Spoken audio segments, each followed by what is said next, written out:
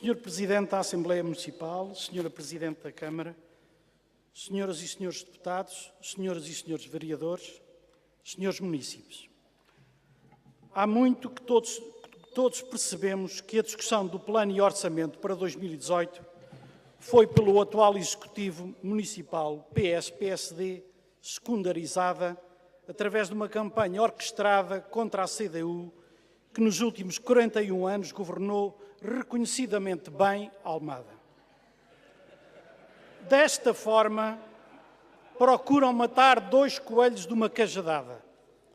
Por um lado, subalterniza-se a apresentação de um documento fundamental para o ano corrente e para o qual pouco ou nada tinham a acrescentar ao que vinha de trás, e o que acrescentam era melhor que não o tivessem feito, já que constituem ataques aos direitos dos trabalhadores, ao movimento associativo, cultural e desportivo do Conselho e aos cidadãos do município e, por outro lado, procuram denegrir o trabalho feito neste Conselho nos últimos 41 anos. Atacando quem os precedeu, procuram baixar a fasquia da exigência para que assim mais facilmente, na hora de serem julgados, a poderem superar.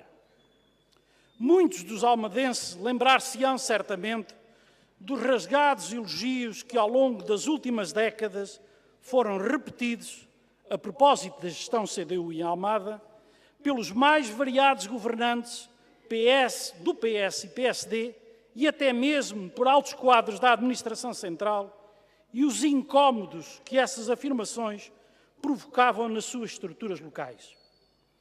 O Executivo PS-PSD, e em particular a Senhora Presidente da Câmara, potenciando a boa relação e o poder que tem na comunicação social dominante, recorrem à velha técnica da insinuação e da inverdade. Pega num ou outro indicador financeiro, retira-o do contexto nacional, compara-o com o ano que mais jeito lhes dá e conclui a Presidente da Câmara com um ar tão incrédulo quanto possível, neste caso perante a SIC, e passo a citar: a saúde financeira da Câmara não é aquilo que apregoam. Eu não sei muito bem como é que seria, mas 1 ou 2 anos, se não houvesse aqui um inverter radical da forma como isto estava a ser gerido. Citei.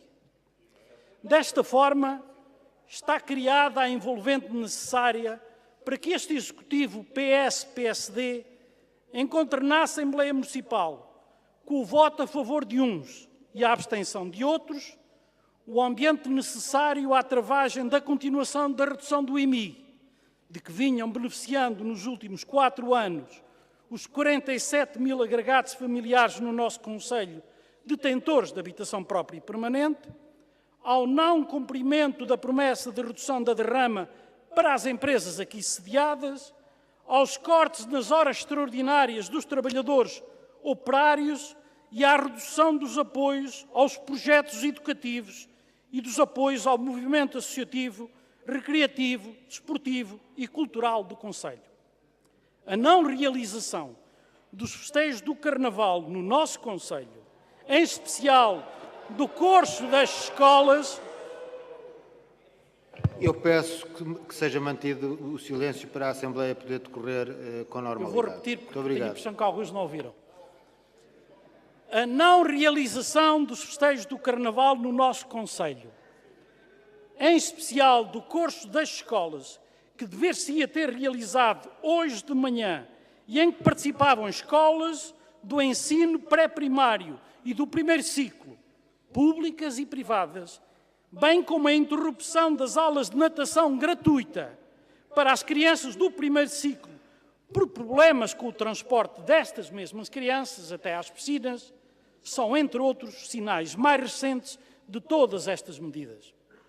Mas todo este discurso tem pés de barro, e o respeito por todos aqueles que, nas últimas décadas, trabalhadores do município de Almada, membros das dezenas e dezenas de associações deste Conselho, professores e outros membros da comunidade educativa, cidadãos anónimos e que ajudaram a construir nas escolas, nas instituições particulares de solidariedade social e no movimento associativo, recreativo, desportivo e cultural um conselho ímpar a nível nacional, levou-nos a fazer um esforço para que, com uma linguagem rigorosa, mas tão simples quanto possível, desmontar toda esta ignóbil campanha.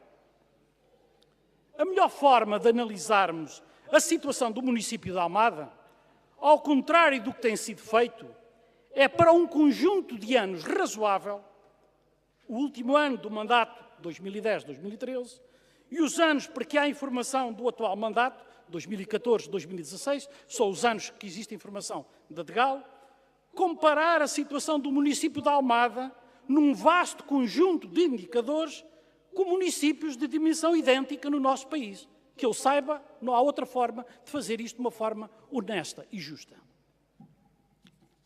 Foi isso que fizemos, comparando o nosso município com 13 dos chamados grandes municípios do país. São considerados 24, eu fui buscar 13, geridos por outras forças políticas, os concelhos da Amadora, Cascais, Lisboa, Oeiras, Sintra, Vila Franca de Xira, Maia, Matosinhos, Porto, Vila Nova de Gaia, Braga, Guimarães e Coimbra.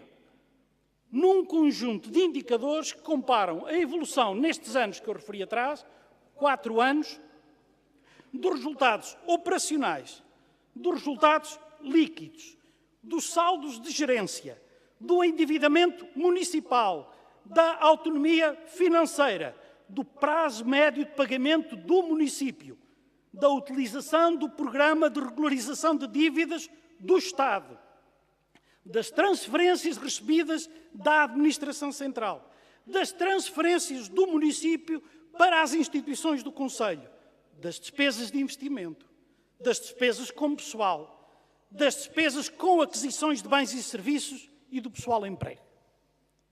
Da comparação de todos estes dados referentes a este conjunto de grandes municípios, é possível concluir o seguinte. Almada é dos concelhos com maior independência financeira. É o rácio receitas próprias a receitas totais. 76,2% em 2016, apenas superado entre os grandes municípios que eu referi atrás, por Lisboa, Cascais, Porto, Oeiras e Maia. Almada é dos concelhos com mais baixo nível de endividamento. Isto é especial para a Sra. Presidente. E mesmo assim, e ao contrário de outros municípios, reduziu em pelo menos 5,4 milhões de euros esse endividamento nos últimos 4 anos. E digo pelo menos porque não tenho aqui o ano 2017, porque não estão disponíveis. Os resultados teriam sido outros se não o tivéssemos feito, como é óbvio. Reduziu-se o endividamento em 5,4 milhões, como eu referi. A sua dívida, a dívida do município, atingia em 2016 apenas, e repito, apenas 25,5% do seu limite legal de endividamento. Em contraponto, nestes grandes municípios que eu referi, Lisboa tem um nível de endividamento de 624 milhões de euros, que atinge 82% do seu limite. Almada tem 25%. E Vila Nova de Gaia fura o teto do limite legal de endividamento, com 109,7% desse limite. Almada, outra nota, é dos municípios, e esta também é importante, com mais baixo prazo de pagamento aos seus fornecedores. E esta é, sem dúvida, uma das formas mais eficazes de apoiar a economia local. Em 2015, o prazo médio de pagamento do município aos seus fornecedores era de 15 dias. Em 2016, baixou para 12 dias. 12 dias é o prazo médio de pagamento do município de Almada. Outros municípios, entre este grupo de grandes municípios, têm ainda prazo de pagamento a fornecedores mais baixos, é verdade.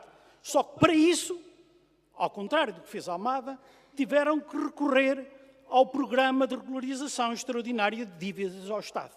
É o caso de Lisboa, que teve de recorrer a um empréstimo de 112 milhões de euros para baixar esse prazo, de Sintra, que recorreu a um empréstimo de 9,7 milhões, da Maia, que recorreu a um empréstimo de 12,5 milhões, de Vila Nova de Gaia, de 10 milhões e Braga, de 4,1 milhões.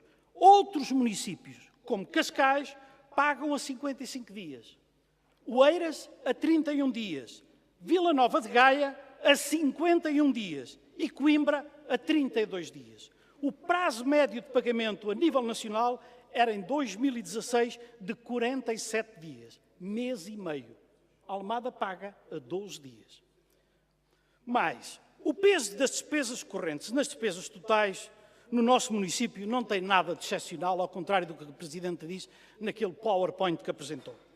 Nos últimos 4 anos, esse peso foi de 75,7% em média no município, quando no conjunto destes 14 municípios foi de 73%. Na Amadora, por exemplo, foi de 84,2%. Em Cascais, foi de 81,3%. Em Sintra, foi de 78,2%. E em Coimbra, de 76,3%. Nestes 14 municípios, a média, nestes 4 anos, foi de 73% e o peso médio nacional das despesas correntes foi de 70%. Colocar o peso das despesas correntes em Almada como uma das condicionantes do orçamento para 2018, como faz este Executivo, é não perceber nada do que está a fazer. Outra, o peso das aquisições de bens e serviços no total das despesas, digo eu, não tem nada de excessivo. Nos últimos 4 anos foi de 28,7%, em média, quando no conjunto destes 14 municípios foi de 27,8%. E também aqui não se percebe a preocupação com o excessivo impacto desta rubrica.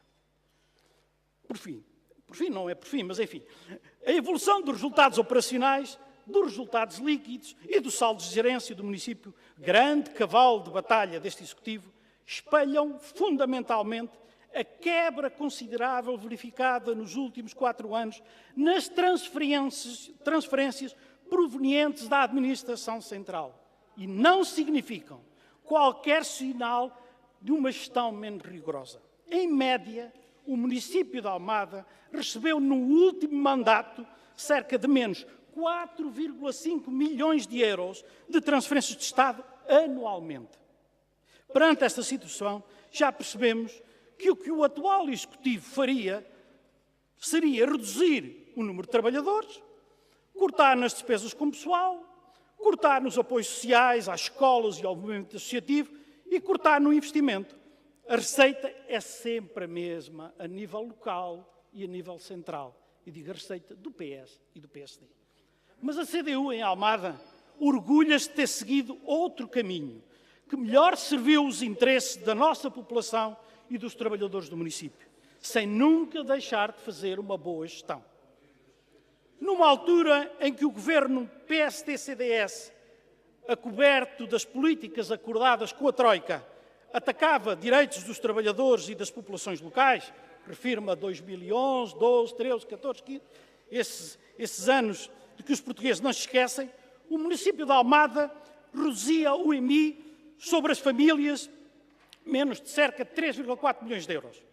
Aumentava o montante das transferências e subsídios para as instituições locais. Aumentava, logo que lhe foi permitido fazê-lo, o número de trabalhadores no município e procedia à reclassificação de muitos deles para carreiras a que tinham direito e, por fim, conseguia, apesar dos enormes atrasos dos apoios comunitários ao investimento e dos baixíssimos apoios até agora recebidos, subir o nível do investimento local em mais de 3 milhões de euros, o que muitos dos outros municípios não conseguiram fazer. Percebe-se agora que, perante o enorme desafio que se coloca ao atual Executivo de melhorar os índices de qualidade de vida no Conselho, ele optou por um outro caminho para si mais fácil, o da propaganda e o da calúnia, esperando desta forma conseguir levar a água ao seu moinho. Compete-nos a nós e a todos aqueles que, tendo reconhecidamente beneficiado das políticas perseguidas pela gestão CDU no município de Almada, apesar de todas as encenações que vão sendo feitas e o exemplo da forma como esta Assembleia Municipal decorreu ontem e hoje é disso bem ilustrativo, lutar para que muitas das promessas que em campanha eleitoral PS e PSD fizeram para o Conselho sejam cumpridas. E algumas já estão em falta apenas quase 3 meses depois da tomada de posse. Quer se trate da resolução do problema da habitação social, e do fim das barracas no Conselho, quer se trate do problema dos transportes. Eu repito. Agradeço a todos os elementos da Assembleia que ouçam em silêncio, se faz favor. Eu repito. Algumas já estão em falta apenas quase 3 meses depois da tomada de posse. Estas algumas, deixem-me que refira, não são aquelas que vou dizer assim, são outras. Posso referir uma? Olha, eu vou referir uma, que é muito interessante. A senhora Presidente, na tomada de posse, disse que faria uma presidência aberta todos os meses, em todas as freguesias. Onde é que elas estão? Lembram-se? Alguém as viu? Já lá vão 3 meses.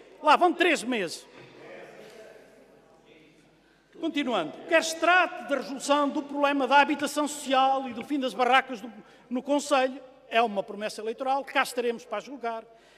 Quer se trate do problema dos transportes e acessibilidades no Conselho e para fora do Conselho, quer se trate do problema da conclusão dos vários instrumentos de ordenamento territorial, quer se trate dos apoios ao movimento associativo, recreativo, cultural e desportivo, quer se trate dos apoios às escolas, quer se trate dos apoios às famílias, quer se trate da defesa dos direitos dos trabalhadores do município, quer finalmente se trate da relação do município com as suas freguesias e com o governo.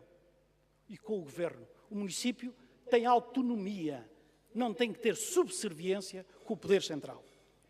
A população do nosso Conselho, em especial os trabalhadores, e a população mais desfavorecida, sabe que contará com a nossa intervenção crítica na defesa dos seus interesses.